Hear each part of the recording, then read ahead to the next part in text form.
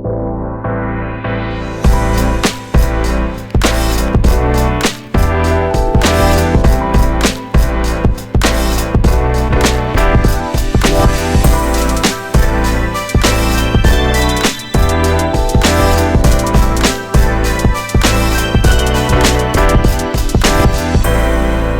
құрметті тыңдармандар, әуе толқында Алқа радиосы. Сіздермен бірге мен Қымбат Абдалимова.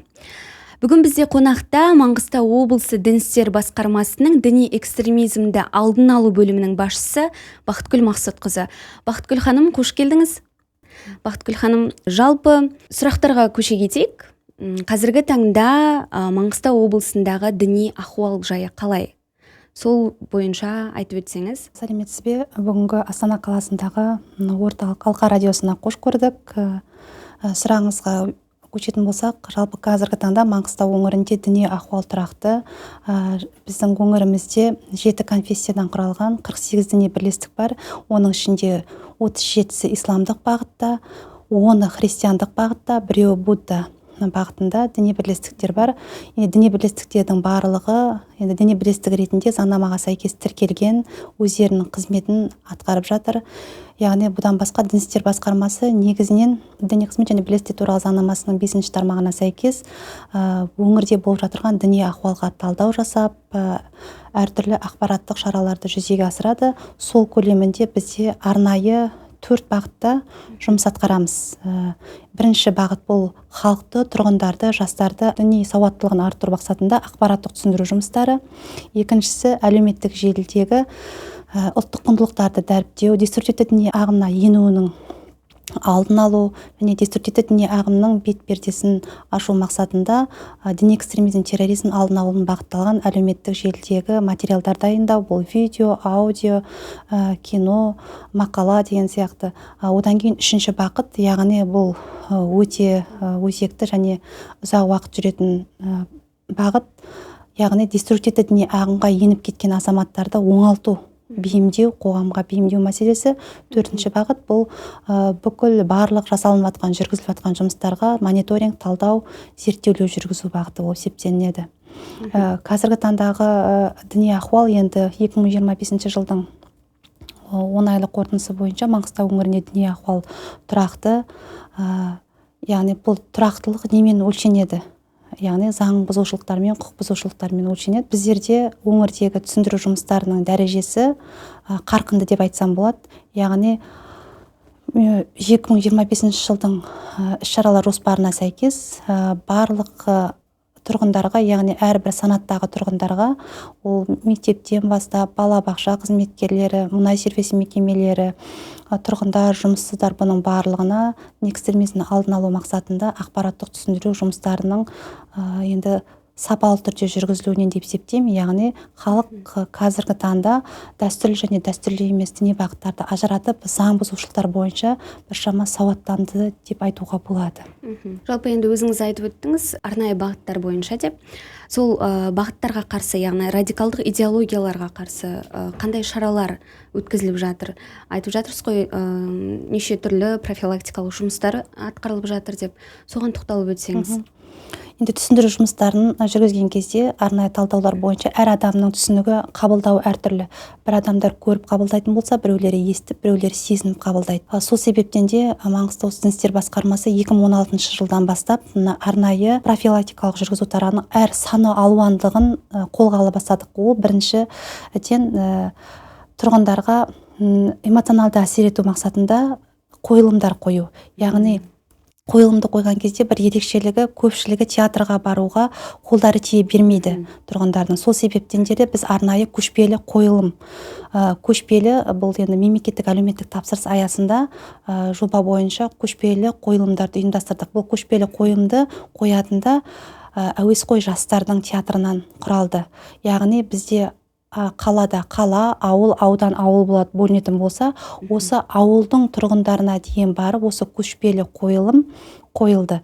Яғни бұл жердегі негізгі мақсат ата-анаға құрмет, отбасы құндылықтары және салыстырмалы түрде деструктивті діни ағымға еніп кетудің алдын алу бойынша деструктивті діни ағымның жағымсыз келбетін, адамдардың отбасына деген қандай әсер беретіндігін бұларды эмоциональды түрде спектакль қойылым ретінде қою болды.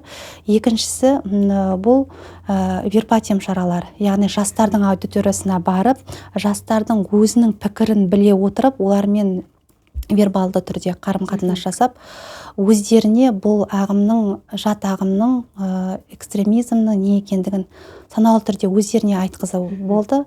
Одан кейін тренинг түрінде, яғни кәмелетке толмаған мектеп жасындағы балалардың арасында да қазіргі таңда деструктивті діни ағымға тартылулар болып жатыр. Оның көпшілігі бәріміз белгілі, бұл талдау қорытындысы бойынша ата-ананың ықпалы болып отыр. Яғни деструктивті діни ағымды ұстанатын ата-ана өзінің ықпалын мәжбүрлі түрде баласына енгізіп отыр. Сол себептен де кәмелетке толмаған балаларға семинар тренингтер жүргізу арқылы бұның жағымсыз жақтарын аша түсіру, яғни ортада, қоғамда бұның болашақта бүлік туғызатын идеология екендігін сезіндіру.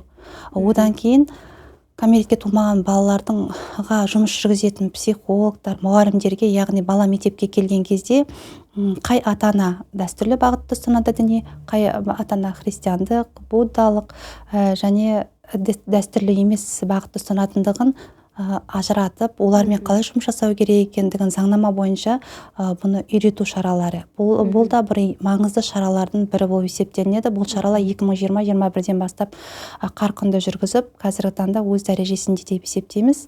Енді тағы бір шара экскурсия шаралары. Экскурсия деп отырғанымыз ұлттық құндылықтарымызды, мәдени орындарымызды, біздің тарихымызды дәріптеу.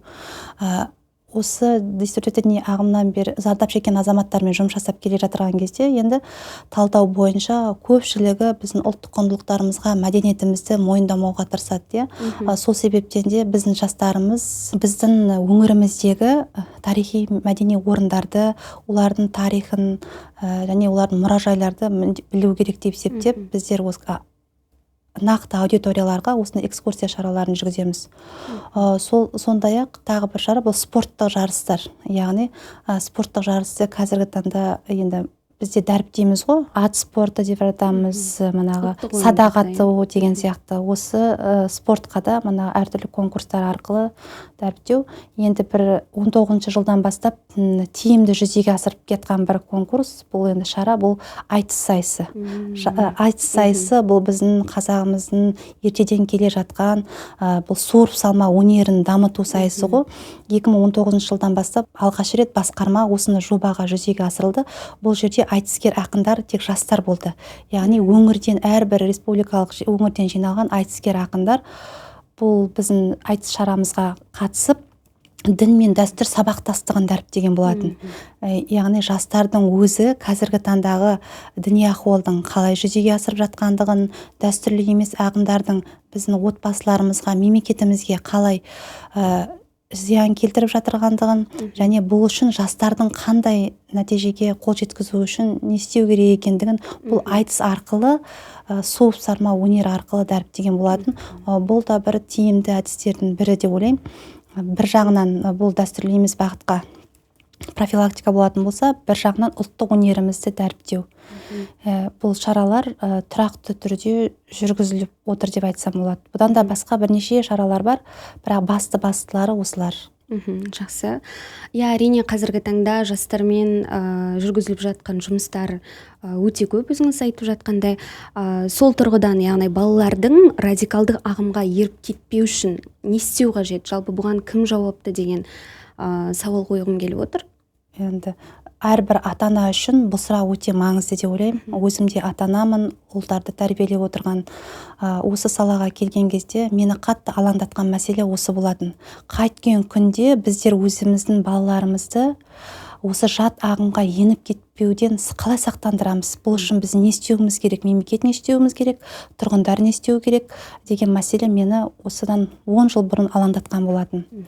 Енді талдай келе, зерттей келе, бұндай азаматтармен жұмыс жасай келе, негізгі бастысы тәрбие бұл отбасынан басталу керек.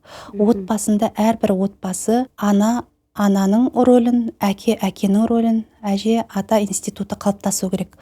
Бұл жерде қалыптасып отыр дегеніміз, біз қазақ тарихы, біздің Қазақстан мемлекетінің бүкіл өміріндегі бастан кешкен оқиғаларды, біз осы егемендікке қалай жеттік, бұған көмектескен кімдер болды, біздің ата-бабаларымыз, хандарымыз, билеріміз, ұлтжанды қайраткерлеріміз бұл жолда не істелді? Бұл әрбір отбасында күнделікті қалыпты түрде айтылып отыратын мәселеге айлану керек.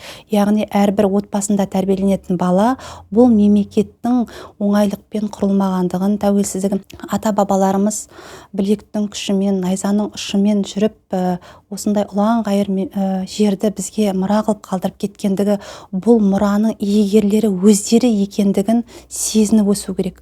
Сол кезде отбасындағы тәрбие енді барлығы аналардан көреді, аналар тәрбиесі дейді. Аналар институты, әжелер институты мықты болу керек. Бұл отбасында күнделікті үрдіске айналатын болса, ұлтжандылық қасиетке, бұл мәселе қазіргі таңдағы радикалдық ағымдардың ушығуына әкелмес пе деп еді деген осы өзімде осындай нәрсеге жетпес едік деген менде тұшым барды. Алайда біздің көпшілік отбасыларымыз қалай? Қоғамда болып жатқан белгілі бір түйткілді мәселелердің мемлекеттің жағымсыз жақтарын үнемі отбасында айтып отырады. Яғни заттардың қымбаттауы, тағы бір жанжалдар, ұрыс-керістер, автобустағы ұрыс-керістер, бұның барлығын үлкен глобалды мәселе ретінде отбасында айтып, талқылап, және мемлекетке балаларды үнемі қарсы қойып отырады. Мемлекет өзінің азаматтары үшін барлық жағдайды жасап жатыр, алайда әрбір адамға ол жағу мүмкін емес, бірақ қоғамдағы болып жатқан проблемалардың да шешілмей жатқан тұстарын біз көріп отырмыз да, мемлекеттік бағдарламалар арқылы.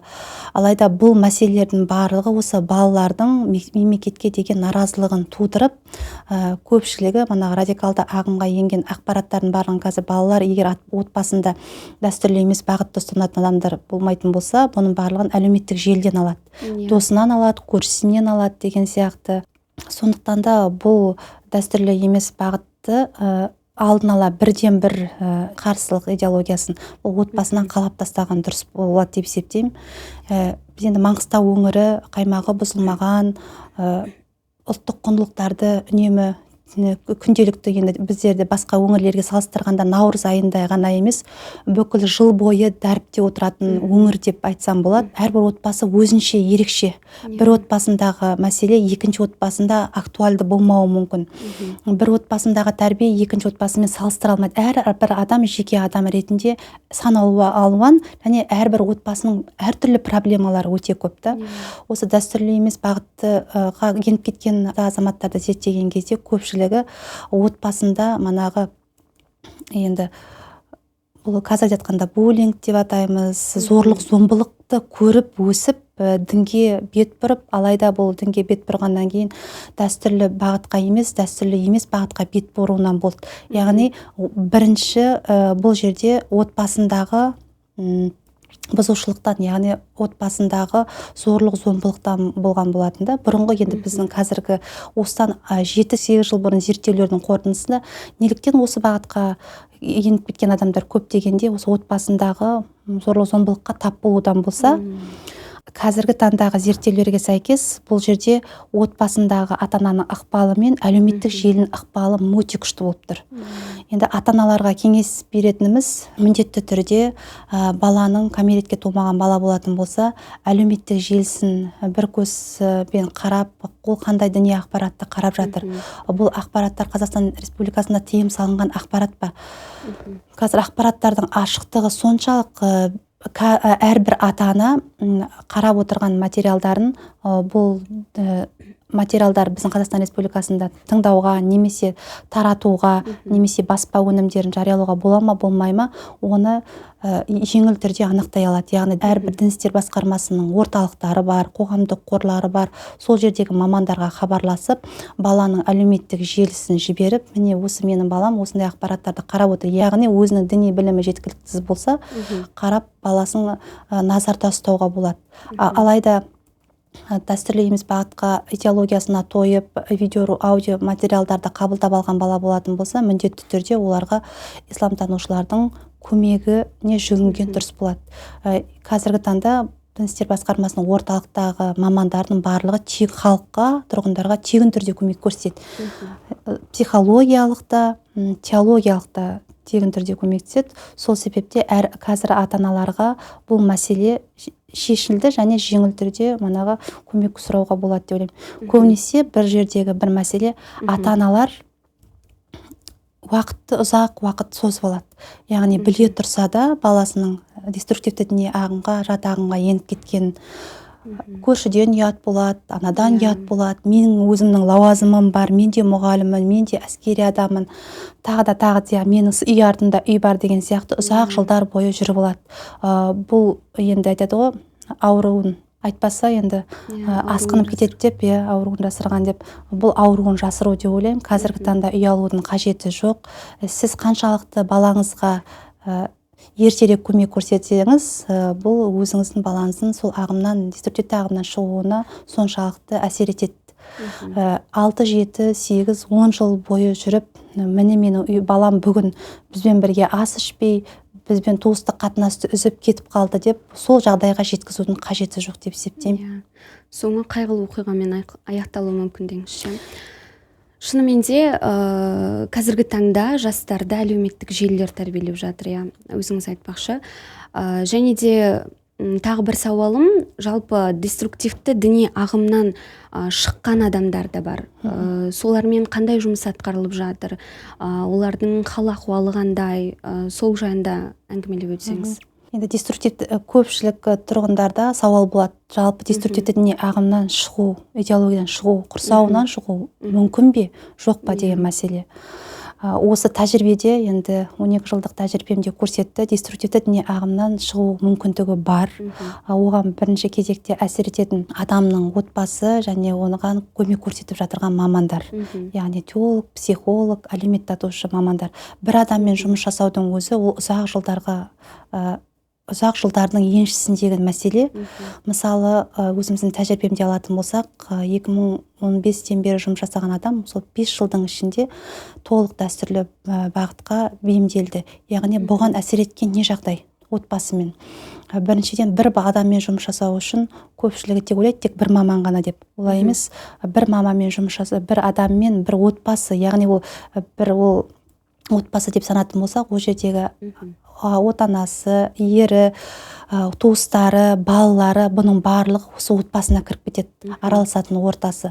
Сондықтан да бұл жұмыс кешенді болып есептелінеді. Кешенді болуының соншалық бір адаммен әлеуметтеніп, бұны қоғамға бейімдеу, жұмысқа орналастыру, психологиялық тұрдан оған көмек беру, теологиялық тұрғыдан көмек беру, бұл саты-сатысымен жүргізілетін нәрсе. Алайда мемлекет тарапынан өте көптеген бағдарламалар жүзеге асып жатыр да, қазіргі таңда қоғамға бейімдеу бойынша. Неліктен біз осы азаматтармен жұмыс жасауымыз керек деген мәселе. Яғни бұл деструктивті діни идеология деп отырғанымыз біздің қоғамымызда бұзушылыққа, бүлік тудыруға, қоғамды іріткі салатын бұл ағымдар ғой. Сол себептен де біз бұндай адамдармен міндетті түрде жұмыс жасап, біздің болашағымыз үшін, біздің балаларымыздың санасы уланбау үшін қазірден бастап енді бірнеше жылдан бері жұмыс жасап жатыр ғой кешенді. Мысалға келтіріп кетейін, бір отбасында жұмыс жасалған жағдай, яғни балалары бар, жолдасы бар. Бұл деструктивті діни ағымнан жұмыстан шыққаннан кейін, яғни бұрынғы ортасы болады, адамның қалыптасқан ортасы болады, өткен ортасы болады. Яғни адамға сол идеологиядан құрсауынан шығу өте қиын.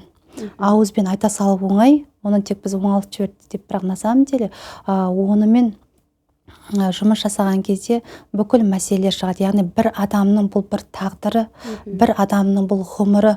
Яғни сіз сол адаммен түпкілікті жан-тәнін түсініп жұмыс жасасаңыз, сіз бұл адамды болашаққа деген үмітін оятып, сеніммен бұл идеологияның құрсауынан шығара аласыз. Бұл жерде маманға да байланысты есептелінеді. Біздің Аллаға шүкір, енді қазіргі мамандарымыз өте білікті, жан-жақты сауаттанған, әлемдік саясаттан да, діннен де, психологиядан да, талдау жағынан да саралай білетін мамандар. Сол себептен де әрбір жұмыс жасаған маман бұл өзінің алдындағы азаматтың жағдайын түсіне білу керек біріншіден. Түсіне біліп, соған сәйкес көмек көрсете білу керек.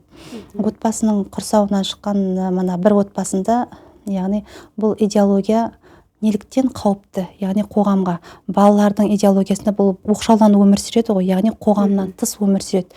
Балалары мектепке барады, мектепке барса да қоғамдық шараларға қатыспайды, яғни қоғамнан алшақтанып отырады. Яғни біздің мемлекетіміздегі болып жатырған бірлік, жаңашылдықтар, тәрбиелік маңызы бар шаралардың барлығынан бұлар тысқары қалып отырады.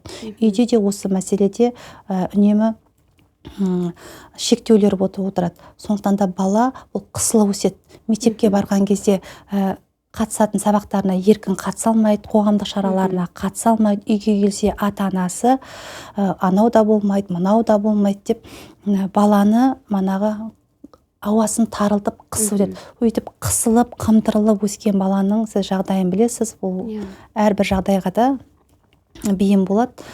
Сондай бір құрсаудан шыққан бір қыз баламыз психологиялық жұмыстар кезінде сұраймын ғой, маған үйдің суретін салып берші деп, енді 14 жастағы қыз сурет сала алмайды. Жылайды, себебі мені ата-анам сурет сабағына қатыстырған жоқ.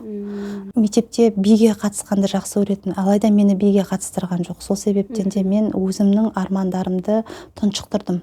Яғни баланың өзінің арман тілектерін бәрін тұншықтырып отырады. Біреу айтады, мен мына спортты, екінші бала айтады, мен мына спортқа қатысқым келеді, бірақ мені ол жерде енді әртүрлі спорттық де бір өзін таныстырған кезде, аяқтаған кезде поклон дейміз ғой, сондай шаралар өткізеді, оған да қарсы да. Мемлекеттік рәміздерімізді құрметтемейді, әнұранымыз айтылған кезде жүрек тұсына қол қойып құрметтемейді, ол шаралардың барлығына қарсы. Сонда мына қазіргі біздің деструктивті діни ағымды ұстанушы отбасыларында өмір сүріп жатқан балалардың тағдыры енді бұл зорлыққа ұшырап жатқан, буллингке ұшырап жатқан балалар болып есептелінеді деп білемін. Себебі бұл балаларды ерекше назарға алып, оңалту жұмыстары кезінде ерекше көңіл бөлу керек. Манағы біздің деструктивті анасын толық дәстүрлі емес бағыттан дәстүрлі бағытқа көшіргеннен кейін, яғни балаларын ол қызын суретке беріп, биге беріп, баласын спортқа беріп бастады да. Сол кезде айтады, қазір қалайсыңдар, жағдайларың қалай деп сұраймын ғой қыздар мен ұлдарды. Олар айтады, сізге бір нәрсе айтайық па дейді. Айта қойыңыз десем айтады, бізді мамамыз бұрынғыдай ұрмайды дейді. Ұрмайды дейді. Қалай десе, бұрын бізді қолына не түссе дейді, біз манағы намазымызды оқымаған, діни шараларымызды орындамаған үшін әртүрлі бір қателесушілік, бала болғасын қателесушіліктер болады, үлкен адамда да қателесушіліктер болады. Құттай бір қателігіміз үшін бізді үнемі жазалап отыратын еді дейді. Ауыр қолға ұстайтын заттармен. Алайда осы ағымнан шыққаннан кейін біз анамыздың жүзінде күлкі ұялай бастады дейді. Біздің үйімізде біз бір мәселелерді талқылап күлетін болдық дейді. Яғни қазіргі таңда біз өміріміз жаңадан басталған сияқты құрсаудан шыққан адамның бейнесін көрсетеді. Бұл балалардың сөзінен мен енді біреулерге оңай шығар, күнделікті көріп отқандан кейін мен жаным ашып түсінемін жандайым. Баланың тағдыры бұл өте қиын тағдыр. Енді бұл бізде мыңнан бір адам, не дейміз ғой, 100-ден бір адам осындай құрсаудан шығып жататын болса, шықпағандар қаншама да. Баланың тағдырын енді аяусыз, енді қараусыз қалдырып отырғандар қаншама. Қазіргі таңда бұл балаларымыз толық біреуі қазір университетке түсіп, біреуі колледжда оқиды, әлі күнге дейін көріп қалса, енді біз енді маманбыз ғой, туған туысын көріп қалғандай амандасады. Яғни біз бұл жерде жәрдемшіміз ғой, жәрдемші болса. Енді бұндай оқиғалар өте көп, шынайы оңалу деп мен осыны ғана бағалай аламын. Қоғамға толық балалардың бейімдеу, қоғамға ата-ананың, яғни үлкен жастардың бейімделуі, бұл толық бейімделу деп атаймын. Ер азаматтардың арасында да бұл қоғамға дәстүрлі емес бағыттан шыққандар бар. Көпшілігі орталығымызға келіп, ризашылықтарын білдіріп отырады. Ата-аналардың өздері айтып отырады, мен баламмен, қызыммен бұрын араласпайтын едім. Қартайған шағымда дейді, бір әженің айтқан сөзі, қартайған шағымда дейді, енді Жұбан Молдағалиев атамыздың айтуға сөзі бар ғой, осы желтоқсан оқиғасының кезінде қазақ ұлдары жігіттері мен қыздарын қаралап әртүрлі баға беріп жатқан кезде Жұбан атамыз айтады екен, осындай жағдайды, осындай қазақ қыздары мен ұлдарын осындай жағдайға жеткізіп балағаттауды көргенше сонау мына соғыс ұрыс даласында неге өліп кетпедіңше дейді да. Сол сияқты ата-анада өсірген баласынан бір жеміс көргендігін, ата-анасын жемісі деп отырғанымыз өзі де баласы бала-шағалы болып, немере сүйіп, олардың күнделікті туыстық қарым-қатынастанып, олардың жетістіктеріне қуанып отырғанды жақсы көреді ғой. Әрбір ата-ана солай. Кім баласын жамандыққа қияды да, қарға баласын аппағым демекші, осындай бір әжеміз енді көз жазып қалды деп айтсақ та болады ғой, енді қызынан немерелерінен көз жазып қалған болатын. Ұзақ жылдар араласпай көрмей, осы идеологиядан қызы мен күйеу баласы шыққаннан кейін немерелерін көрсетіп, үйіне келіп шай ішкені айтады, мен дейді осы жағдайды көрмей көз жұмып бақилық болып кететін боларым деп ойлап едім дейді да. Сіздердің мынағы енді орталықтарыңызға көп рахмет, осындай жағдайдан мен балаларымды шығардыңыздар. Мен басты мақсатым балаларымды қасымнан көру, күнделікті амандықтарын тілеу, жетістікке жету деп сөйтеді. Ата-ана бұл жерде баласына жамандық ойламайды, енді жақсы болғанын қалайды ғой.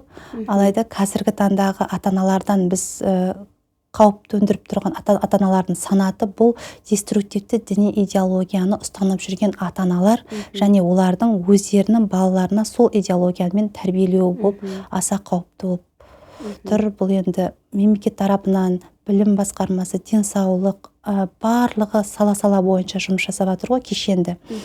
Уақыттың еншісіндегі нәрсе деп есептеймін. Барлығынан енді қазақ көп қиындықтардан басынан өткеріп келе жатыр ғой. Бұл да біздің бір қиындығымыз, енді бір ауыртпашылығымыз, бұдан да бір өтеміз деген ниеттеміз. Және жалпы бағана айтып өткеніңіздей, балалар арасындағы буллинг қазіргі қоғам дерті. Сол тұрғыдан мәселен буллингке ұшыраған, не болмаса сол буллингті туындатқан балалардан осы деструктивті діни ағымға бейім болуы мүмкін бе, қалай ойлайсыз? Себебі мәселен олар қысымда өседі, ата-ананың қысымы, не болмаса балалар арасындағы, оқушылар арасындағы қысым. Сол тұрғысынан қалай ойлайсыз, ол жалпы осы деструктивті діни ағымды ұйымдастырушымен және де соған еріп кетуге бейім болуы мүмкін бе? Енді барлық пайызбен шаққан кезде 100% деп айту өте қиын. Бұл шынары 20% деп айтсақ та болады. Мынандай мәселе бар, колледж студенттерінің арасында біздерде арнайы талдау топтық сұхбат дейміз ғой, сұхбат жұмыстары жүргізіледі, яғни діни ахуалды жастар арасындағы талдау мақсатында. Сол кезде байқағаным, колледждің студенттері енді хиджаб киіп жүрген студенттер, сосын енді ол кісімен жеке сөйлесіп сұрақ қою барысында сұраймын, сіз енді дінге қашаннан бері бет бұрдыңыз, қайдан діни білімді алдыңыз, діни ұстаздарыңыз кімдер деп сұраған кезде ол студенттің мүлдем діндар емес екендігі анықталды. Яғни ол сырт келбетінде ғана діндар болып көрсеткісі келеді. Бұл жерде қазіргі қоғамда жастар арасында кім осындай діни киімді киеді, сол өзінің қорғанышы ретінде кіреді және жақтас ретінде. Яғни ол кісіге діни киімді кию, яғни өзін айтады ғой, жағымсыз әдеттерден, жағымсыз қылықтардан немесе мүлдем қорғаушы ретінде ұстайды екен. Көпшілік қыздарда да осы мәселе, яғни бұл қоғамда болып жатырған қыздарға зорлық-зомбылықтың мәселесі деп есептеймін. Өзін қорғау үшін де осындай киім киіп жүреді. Ал кейбір ер балалардың ортасында байқадым, яғни бірге жұмыс жасайтын, мысалы вахталық поселкеде жұмыс жасайтын, немесе жатақханада тұратын ер балалардың арасында көпшілігінің дінге қызығушылығы бар, яғни дінді ұстанған кезде олар солардың қатарынан болғысы келіп, жатақханаға барған кезде намаз оқып, үйіне келген кезде бұны ұстанбайды. яғни бұл қысымдардың буллингте отырғанымыз іс-әрекет арқылы да көрсетіліп отырған буллинг. Сонымен қатар әлеуметтік желіде де бірнеше фактілерді кездестік, яғни мектепішілік сыныптардың арасында да арнайы чат құрылып, осы жерде бір-екі адамды талқыға салып, оның ұстанымына, оның сырт келбетіне қысымшылықтар болып жатырғандығын. Яғни бұл өте мектеп үшін, мектепте жұмыс жасайтын мұғалімдер үшін өте қиын нәрсе. Себебі бұл нәрсенің ақыры өзін-өзі қол жұмсауға итермелейді. Яғни бұл жерде балаға сол кезде ата-ана немесе мұғалім, мектеп мұғалім бұл буллингке ұшыраған баланың қазіргі іс-әрекетінен қарап анықтамаса, бұл адам ол сол нәрсенің буллингтің құрбаны болып кете алады. Және бағана айтып өткеніңізде бетті тұмшалауға қатысты қазіргі таңда яғни заңнамаға өзгерістер енгізіліп жатыр, бетті тұмшалауға тыйым салынып жатыр. Сол бойынша не дей аласыз? Маңғыстау облысында жалпы осы заңға байланысты профилактика қалай жүргізіліп жатыр? Енді профилактикалық заң шыққаннан бері біздің өңірімізге енді бізде де жоспармен жүреміз. Біз мемлекеттік қызметшіміз, мемлекетке бүкіл шыққан жоспарлардың барлығына орындауға, сапалы түрде орындауға тырысамыз. Алдымен біздерде мониторинг жұмыстары жүргізілді. Қай жерлерде, қай қоғамдық орындарда бетті тұмшалаған азаматшалар жүреді деген мәселені мониторинг жасап алдық. Яғни біздің талдауымызға сәйкес енді кез келген қоғамдық орында емес, арнайы бұл сауда, ойын-сауық кешендері немесе базарлар деп айтсақ болады да, сол базарларда жүретіндігі анықталды. Сол себептен де арнайы топ құрылып, түсіндіру тобы құрылып, арнайы біздерде буклеттік ақпараттық парақша дайындалып, бүкіл біздерде қазір Маңғыстау өңірінде 8 ақпараттық түсіндіру тобы бар. Бұл 2-і қалалық, қалған 6-ы аудандық. Жаппай күніне бірнеше объектілер дейміз ғой, бірнеше ғимараттарды аралап түсіндіру жұмыстары жүргізілді. Яғни түсіндіру жұмыстары кезінде сол бетті тұмшалап алған азаматшаларға қатысты ақпарат берілді, және де тұрғындар тарапынан енді мынандай сұрақтар болды.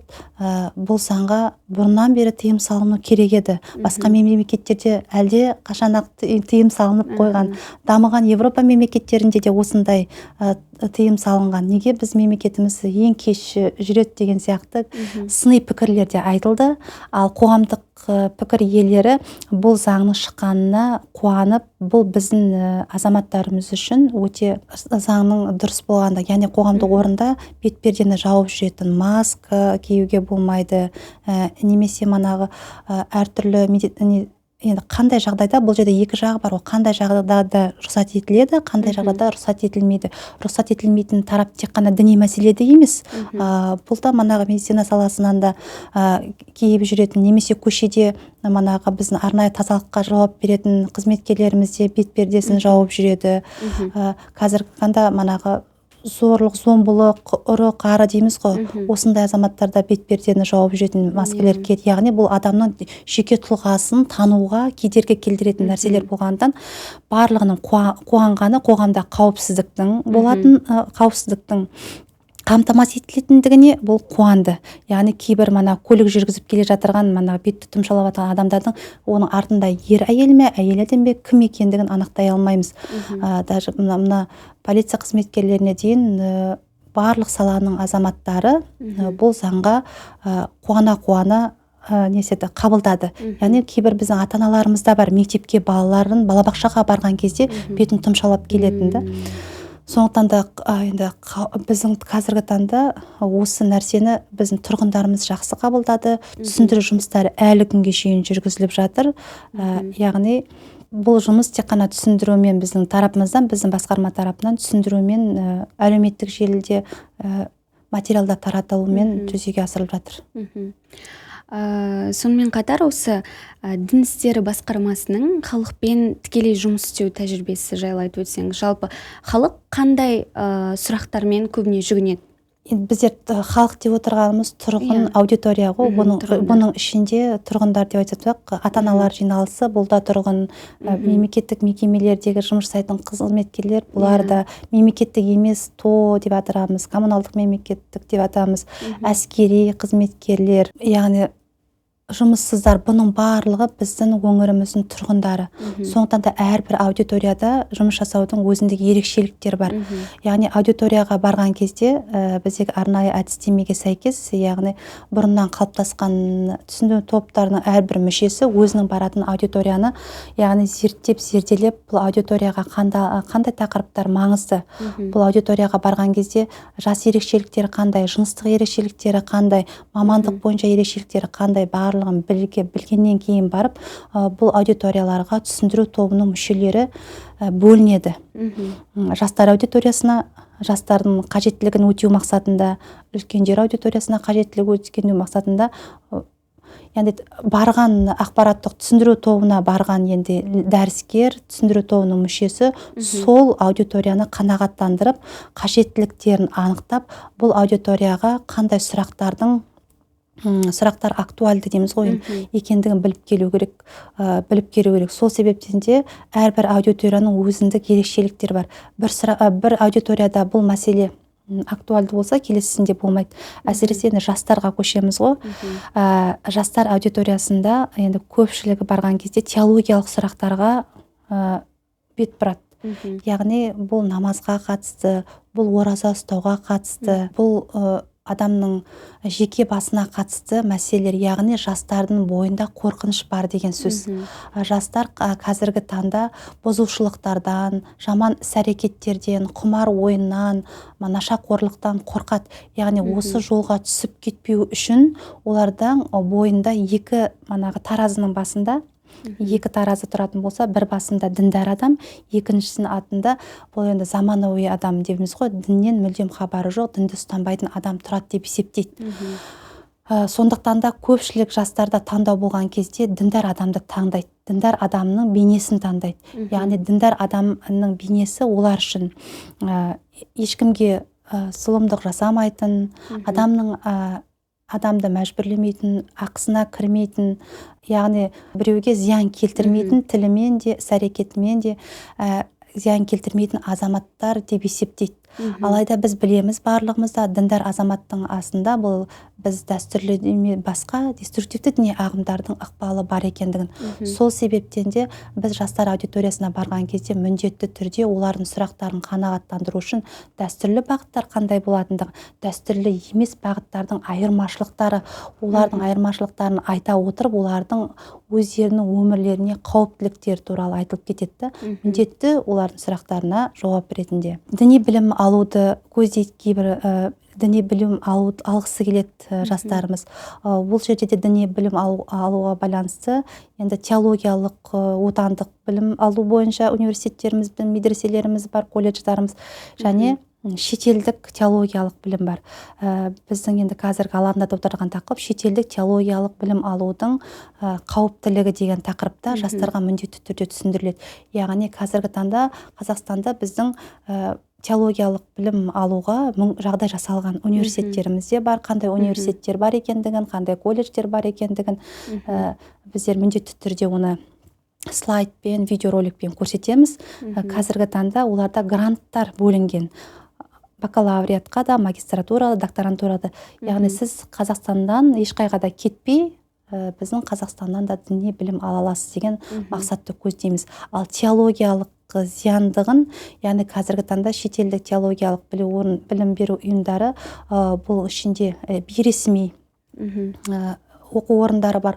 Бейресми оқығандықтан бұл Қазақстан біздің ұлттық құндылықтарымызға, біздің қазіргі таңдағы құндылықтарымызға сәйкес келмейтін, адамдың радикалдық идеологияға итермелейтін ұйымдардың бар екендігін айта отырып, ол кісілерге қазіргі таңда бірінші оқу орын осы біздің Қазақстандық өзіміздің отандық ұйымдардан, яғни келесі сатыларда шетелдік таңдауға болатындығын ескертеміз.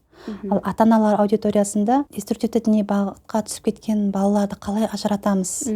Оларға қандай, біз өзіміздің теологиялық біліміміз жоқ, бізді олар тыңдамайды, біз не істесек болады деген сұрақтарды жиі қояды.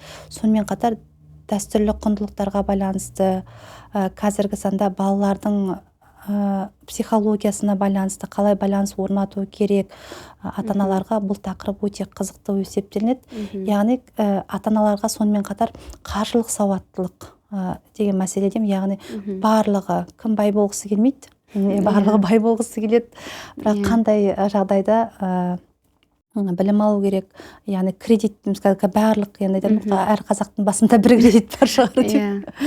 Кредит алу манағы діни жағынан дұрыс па, бұрыс па, күнделікті өмірде өмір сүрудің ішіндегі манағы діни мәселелерде енді ата-аналарда енді балаларға қарағанда балалар кейбір сұрақтарда бұның жауаптарын біліп қойған болса, ата-аналар әлі білмейді. Ата-аналардың да қойылатын сұрақтары алуан түрлі болып келеді. Бұл дәстүрлі емес дінге байланысты, дүнияуи мәселелерге байланысты, қаржы, психология, мамандық таңдау. Көпшілік балаларға да кейбір ата-аналар 11 оқыса да балаларының мамандық таңдауын, қандай мамандықта таңдау керек екенін де білмейді. Сол себептен де бұл жерде үлкендер аудиторияға барған кезде әрбір ақпараттық түсіндіру тобының мүшесі қаруланып бару керек болды, жан-жақты. Бұл жерге жас, енді өзінің отбасы жоқ адамдарды жіберсек, бұл бізден жеңіліс табамыз. Сондықтан да әрбір үлкен аудиторияға барған адам өмірді көрген, өмірлік тәжірибесі бол, ата-анаға өзінің өмірінен де беретін тәжірибесімен де ақыл өнеге айта алатындай азамат болу керек та. Сол себептен осындай азаматтарымыз, үлкендеріміз енді аман болсын дегім келеді.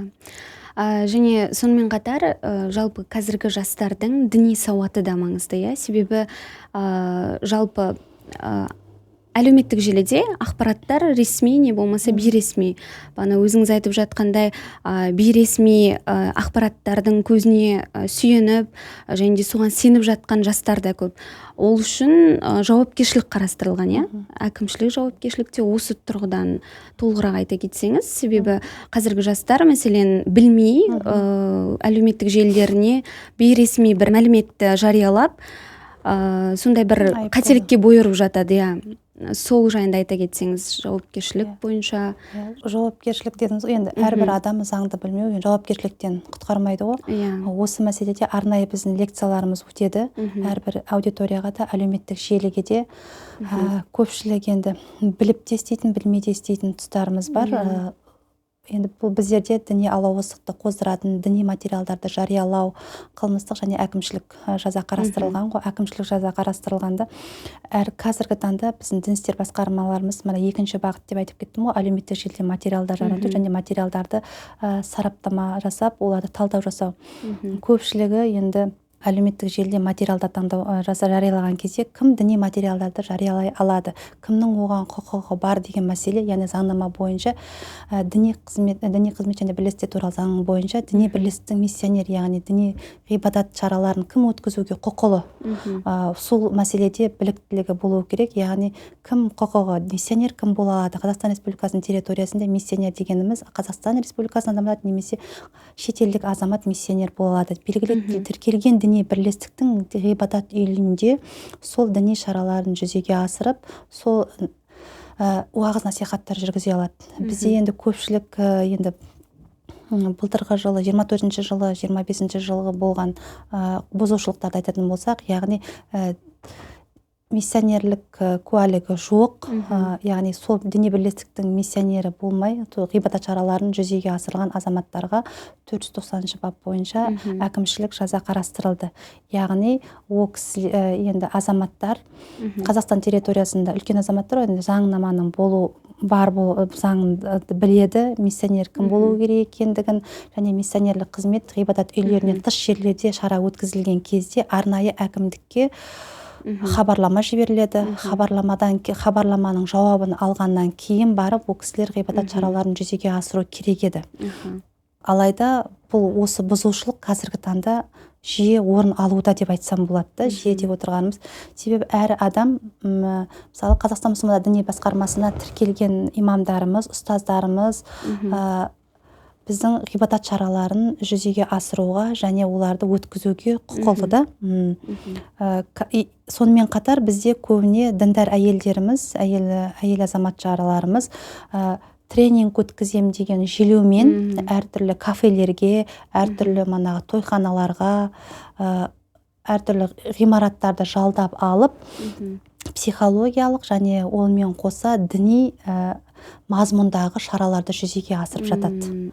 Алайда бұл кісілерге жаза қарастырылған. Заңда нәрсе көпшілігіне түсіндіру жұмыстарын, ескерту жұмыс жасаған кезде жоқ, біз білмей қалдық, бұл жерде тек қана әйелдерге қатысты, әйелдердің қандай болуы керек, әйел отбасында міндеттері қандай, отбасындағы бала тәрбиесі қандай деген мәселелерді ғана қарастырдық деп сөйлейді діни тұрғыдан. Алайда бізде заң бар, кім сол заңға бағынбайды, яғни бұл жағдай жадыдан тыс қалмайды. Осы мәселе қазіргі таңда өте актуальды болып тұр. Әлеуметтік желіде де сол бір әртүрлі блогерлер өздерінің парақшаларын ашып алып, мен осындай сабақ өтемін, осындай тіркеліңіздер, оның қаражаты бар деген сияқты шараларды жүзеге асырып жатады. Оларға біз әлеуметтік желілерді талдау арқылы оларға хабарлама жіберіп, ұйымдастырушыларына міндетті түрде ескертіледі. Ал әлеуметтік желіде діни материалдар тарату деген мәселе. Діни материалды кім тарата алады? Яғни манағыда бұл діни бірлестіктерге нақты тіркелген адамдар таратады. Сол себептен де біз көбінесе деструктивті діни материалдарды жариялаған азаматтардың парақшаларында біздің ситуацияда болды. Лауазымды тұлғалардың ішінде де осындай парақшаларында діни материалдар жариялаған. Біз алдын ала ескерту беріп, ол тұлғалармен түсіндіру жұмыстарын жасаймыз. Екінші қайталатын болатын болса, 253-ші масс-медиа тармағы бойынша әкімшілік жаза қарастырылады. Бұл жаза барлық азаматтарға бірдей, бұл алалаушылық деген жоқ. Біздерде ескерту деген шара бар ғой, ескерту міндетті түрде жүргізіледі. Бастысы бұл жерде кім осы парақшасында материалды жариялап отырып, оны анықтап, оны сараптамадан өткізіп, сатылы түрде өткізеді. Барып тек сразу адамға сала салынбайды. Бұл парақшалар зерделеніп, талданып, сараптамадан өтіп, одан кейін барып рәсімделеді. Рахмет, түсінікті. Сонымен қатар Ақтауда жақында республикалық теологиялық конференция өтті. Жалпы мақсаты, маңыздылығы, конференция барысында қандай мәселелер талқыланды, сол бойынша тоқталып өтсеңіз? Бізде 10-11 қазан күні оңалту 2025 республикалық конференция өткізілген болатын. Дін істері басқармасының ұйымдастырылуымен. Енді айтады ғой, үйге қонақ келетін болса, барлығын дайындаламыз деп. Бізде сондай күй кештік. Себебі бұл жерде батыс аймақтық оңалту жұмысымен айналысатын мамандар және Қызылорда облысы, сонымен қатар шақырылған қонақтарымыз Астана, Түркістан, Шымкент, Алматы қалаларынан болғандықтан бұл семинарға аса үлкен дайындық болды.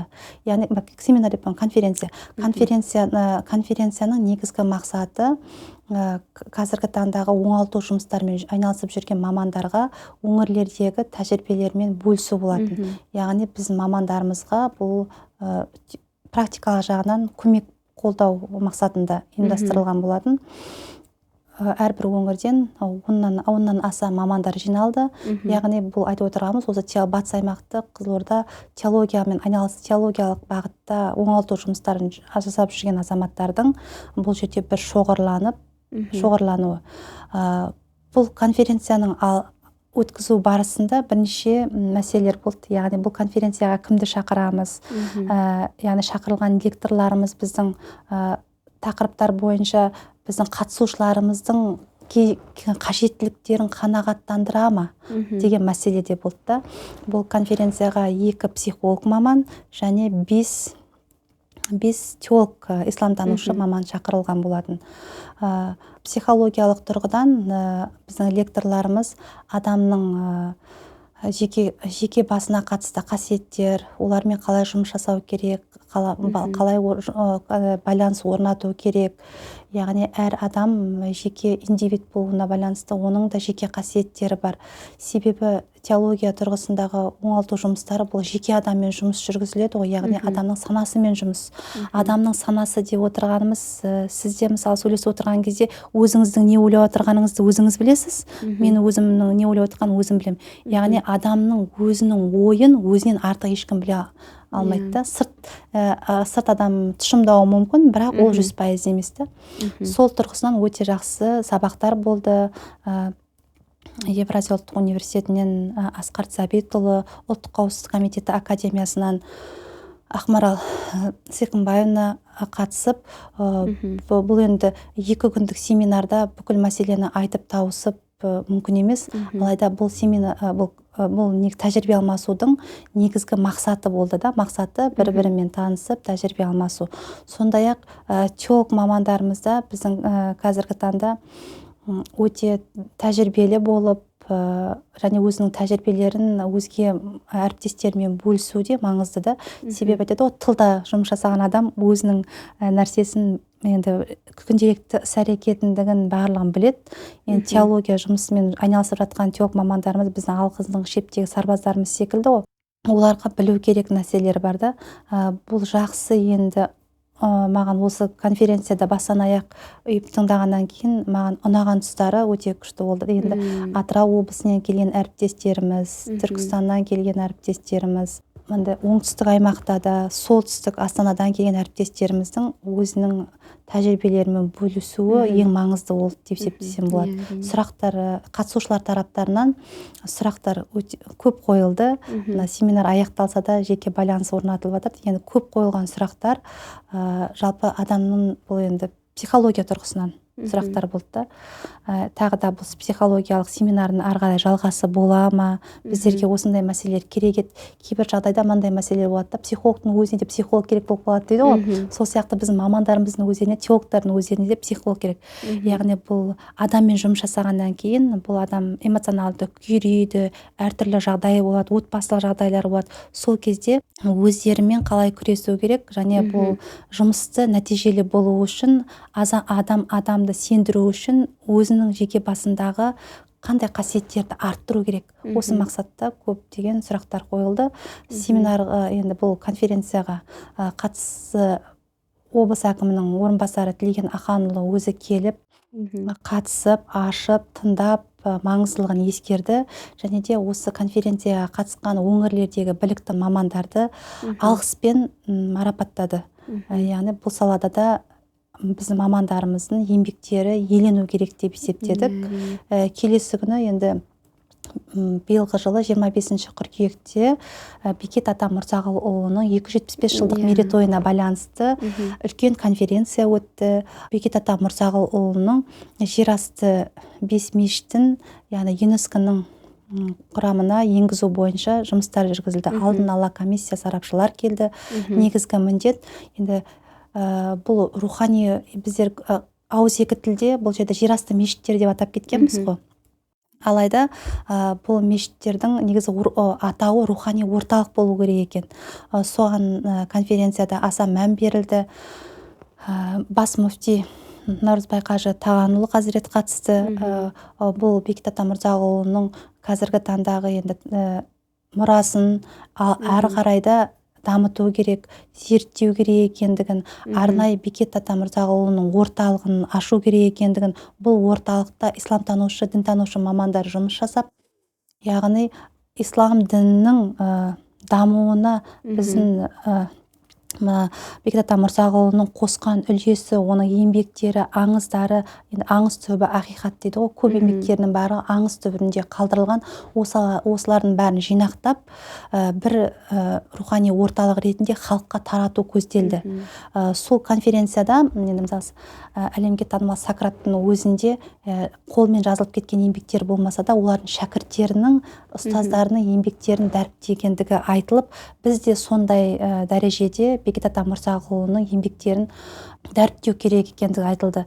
Енді айтады ғой, Мәдинада Мұхаммед, Түркістанда Қожа Ахмет, Маңғыстауда Пірбекет деп. Енді бұл сөз тіркестерінің өзі де айтылуы тегін емес.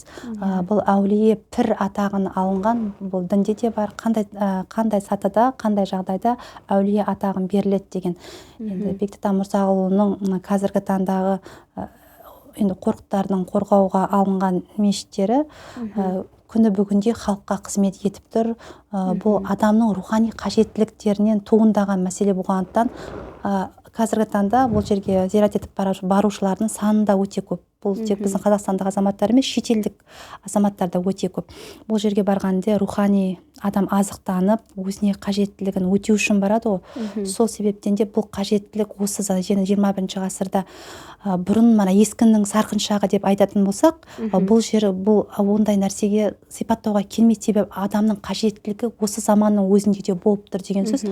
Әлі де келушілердің саны толастамай тұр. Күніне бірнеше мыңдаған азаматтар келеді.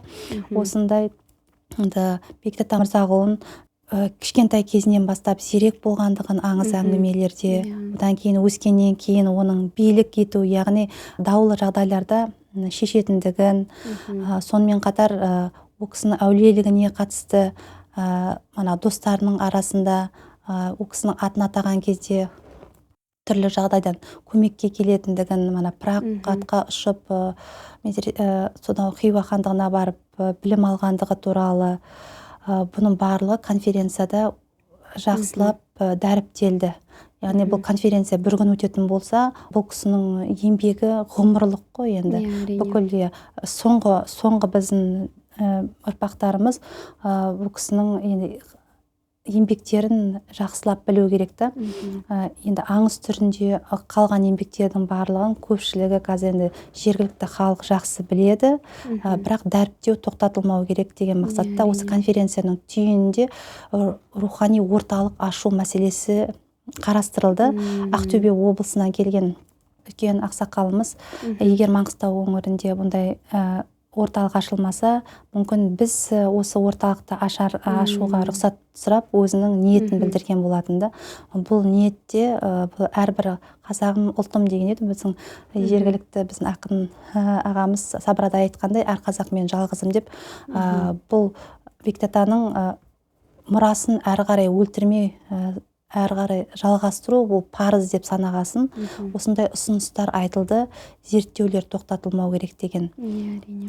Кешегі біздің конференцияға қатысушылар да зиярат етіп, енді экскурсия ретінде барған кезде өте қатты әсер алып, ұнап, көпшілігі бірінші рет, алғаш рет келген екен.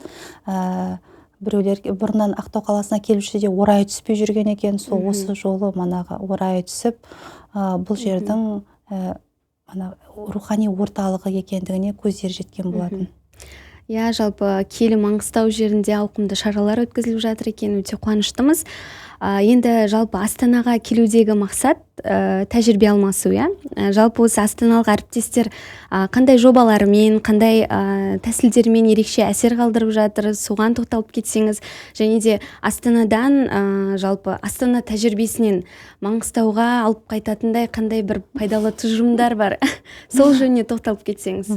Адам енді тәжірибе алмасу біздің жұмысымызда, мысалы теория тұрғысынан да, практика тұрғысынан да әрбір өңір біздің қазанында өзі қайнап жатады. Бір өңірдегі тәжірибе екінші өңірге ұнамауы мүмкін. Немесе бір өңірдің тәжірибесі екінші өңірінде болмауы мүмкін, соны тәжірибе алмасу арқылы енгізу деген мақсатта.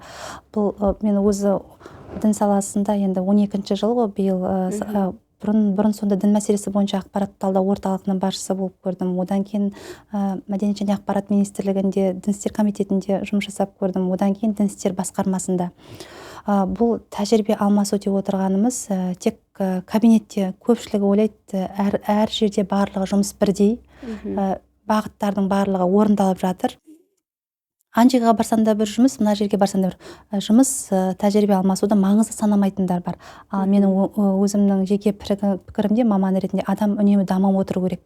Дамып отыру керек, көріп отыру керек. Биылғы жағдай былтырғы жылмен салыстыруға келмейді, одан кейінгі жағдайлар салыстыруға келмейді. Салыстырмалы түрде айтатын болсақ, аналитикалық тұрғысынан Атырауда бар тәжірибе бізде жоқ, бізде бар тәжірибе оларда жоқ болуы мүмкін. Сол үшін де тәжірибе алмасудың негізгі мақсаты жұмысты жетілдіру.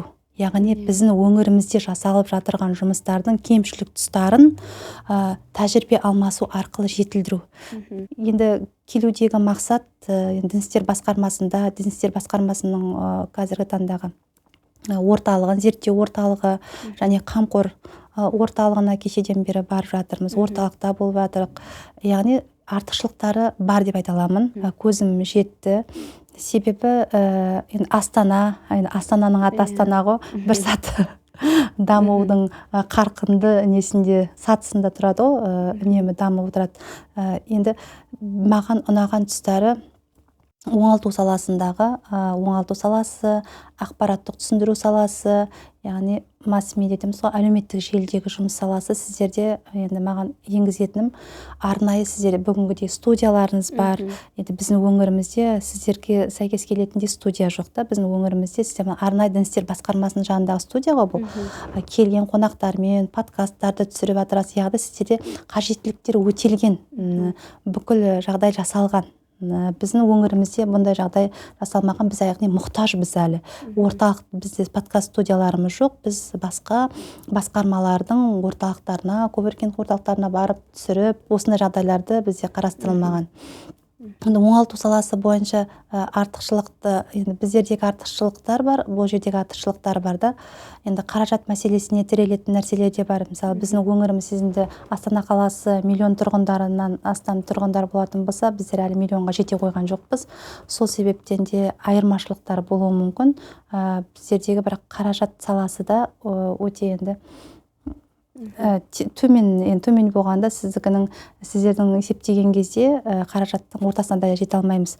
Сондықтан да келесі жылы жобаларды жүзеге асырған кезде қаражат қорын көлемін ұлғайту мәселесін біз игеріп бастадық та. Одан кейін бізде тек қана мына дін істер басқармасының жанында бір ғана дін мәселесі бойынша зерттеу орталығы, ол да коммуналдық мемлекеттік мекеме. Енді жауыр болған тақырып, еңбекақы мәселесі, мамандардың жұмыстан жиі кету мәселесі сіздерде жақсы қарастырылған. Яғни жұмыс жасайтын, алдыңғы шепте тұратын мамандарға жұмыстың жағдайы, енді еңбекақы мәселесі, ғимаратпен қамтамасыз ету мәселесі бүкіл жағдай жасалған деп есептеймін.